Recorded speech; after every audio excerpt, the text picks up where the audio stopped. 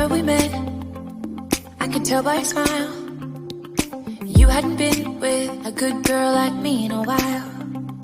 Hi friends, எல்லாரும் எப்படி இருக்கீங்க? உங்களை பார்த்ததுல ரொம்ப சந்தோஷம். இன்னைக்கு வந்து ரொம்ப சிம்பிளான ரெசிபி தான் சொல்லி கொடுக்க போறேன். கத்திரிக்காய் முருங்கைக்காய் போட்டு செட்டிநாடு ஸ்டைல்ல பச்சடி வைக்க போறோம். பச்சடினா பருப்பு பச்சடி, தோரம் பருப்பு போட்டு பச்சடி. இது வந்து கிட்டத்தட்ட சாம்பார் மாதிரி தான் இருக்கும். சாம்பாருக்கு என்ன பண்ணுவோம்? கடுகு உளுத்தம் பருப்பு தாளிச்சிட்டு வெங்காயம் தக்காளிலாம் நல்லா வதக்கிட்டு காய்கறி வதக்கி அதை ப்ராப்பராக அந்த சாம்பார் வைப்போம். ஆனால் இந்த பச்சடி வந்து உல்டாவாக பண்ணுவோம். கத்திரிக்காய் முருங்கைக்காய்லாம் ஃபஸ்ட்டு வெங்காயம் தக்காளி எல்லாத்தையுமே அப்படியே பச்சையாக போட்டு வேக வச்சுட்டு லாஸ்ட்டில் பருப்புலாம் போட்டு தாளிக்கிறதால நல்லா டிஃப்ரெண்ட்டாக இருக்கும், டேஸ்ட்டும் செம்மையாக இருக்கும். இது செட்டிநாடு ஸ்டைல் கத்திரிக்காய் முருங்கைக்காய் பருப்பு பச்சடி சூப்பராக இருக்கும். வாங்க அது எப்படி செய்யலான்னு பார்க்கலாம். அதுக்கு முன்னாடி நம்ம சேனலை மறக்காமல் சப்ஸ்கிரைப் பண்ணி வச்சுக்கோங்க. கூடவே தெரிகிற பெல் ஐக்கானையும் ப்ரெஸ் பண்ணி வச்சுக்கோங்க. Thank you friends.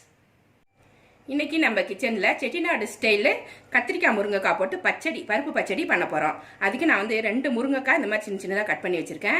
இது எவ்வளோ தேவையோ உங்களுக்கு போட்டுக்கோங்க. அது மாதிரி கத்திரிக்காய் இந்த மாதிரி நீளமாக கட் பண்ணி எடுத்து வச்சுருக்கேன். இது ஒரு 4 கத்திரிக்காய் கட் பண்ணி போட்டு வச்சுருக்கேன். தண்ணியில் போட்டு வச்சுருக்கேன், இல்லைனாக்கா கருத்து போயிடும் அப்படின்னு சொல்லிட்டு.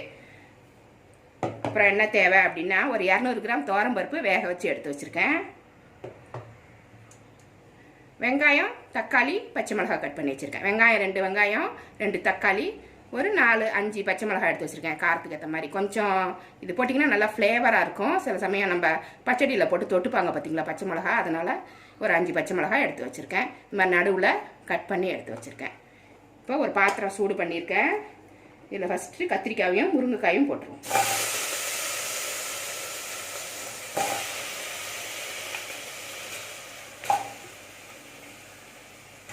கூடவே வெங்காயம் தக்காளி பச்சை மிளகாய் எல்லாத்தையுமே போட்டுடலாம். இப்போவே போட்டுருங்க, சாம்பார் மாதிரி முன்னாடியே வதக்க தேவையில்லை. போட்டுடலாம். இது வேகிறதுக்கான தண்ணி ஊற்றிடும்.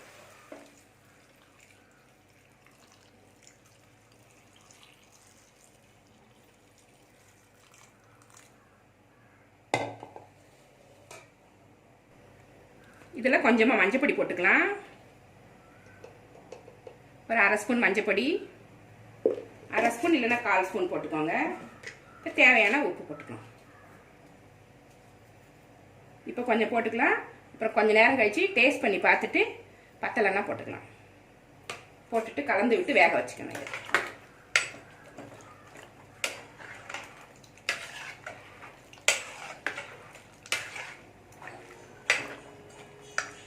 காய் நல்லா வேகட்டும்.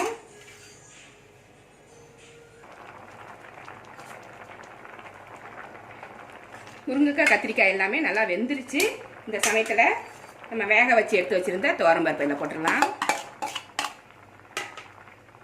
ஒரு சின்ன நெல்லிக்காய் சைஸ் புளி, சாம்பாருக்கு கரைப்போம் பார்த்தீங்களா, அந்த அளவுக்கு கரைச்சி வடிகட்டி வச்சுருக்கேன். இதை இதில் வச்சு சேர்த்துடலாம். அது மாதிரி குழம்பு மிளகாய் தூள் போடுறேன் நான். உங்களுக்கு சாம்பார் பொடி போட பிடிக்குது அப்படின்னா கூட அதை போட்டுக்கலாம்.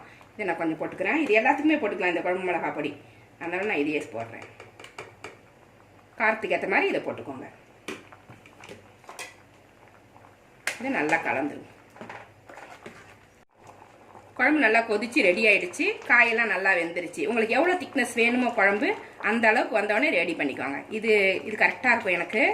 இந்த சமயத்தில் நீங்கள் உப்பு காரம் எல்லாமே செக் பண்ணிக்கோங்க. அடுத்து நம்ம தாளிக்க போகிறோம். அதுக்கு முன்னாடியே உப்பு காரம்லாம் செக் பண்ணிவிட்டு பத்தலைன்னா போட்டு ரெடி பண்ணிக்கோங்க. பச்சடி தாளிக்கிறதுக்கு ஒரு வானலில் கொஞ்சமாக நல்லெண்ணெய் ஊற்றிருக்கேன். நல்லெண்ணெய் தான் இதுக்கு நல்லாயிருக்கும். நல்லெண்ணெய் நல்லாயிருக்கும், தேங்காய் எண்ணெய் நல்லாயிருக்கும், இல்லைன்னா நெய் கூட நீங்கள் யூஸ் பண்ணலாம். நான் நல்லெண்ணெய் ஊற்றிருக்கேன். நல்லா எண்ணெய் சூடாயிருச்சு. 1 ஸ்பூன் கடுகு உளுந்தம் பருப்பு போட்டுக்கலாம் தாளிக்கிறதுக்கு.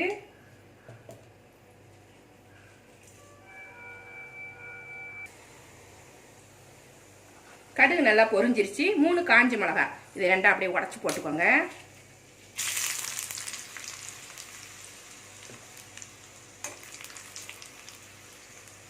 ஸ்டவ்வை வந்து கொஞ்சம் மீடியமாக வச்சுக்கிட்டு போடுங்க, இல்லைனாக்கா கரிஞ்சு போயிடும்.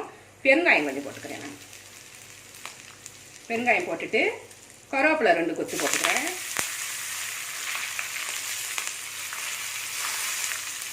கொத்தமல்லி தழை இது எல்லாமே எடுத்து அப்படியே பச்சடியில் கொட்ட வேண்டியது. தாளிச்சதை அப்படியே பச்சடியில் கொட்டி லைட்டாக கலந்து விட்டுருங்க. ஸ்டவ் ஆஃப் பண்ணிடலாம். இப்போ ரெடி ஆயிடுச்சு.